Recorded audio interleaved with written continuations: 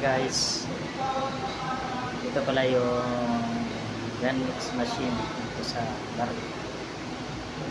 Yan yung pump, ito yung pump, yung water filter, saka yun yung CO2.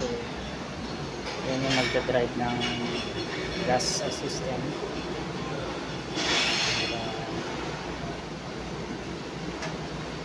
Lumabas dito sa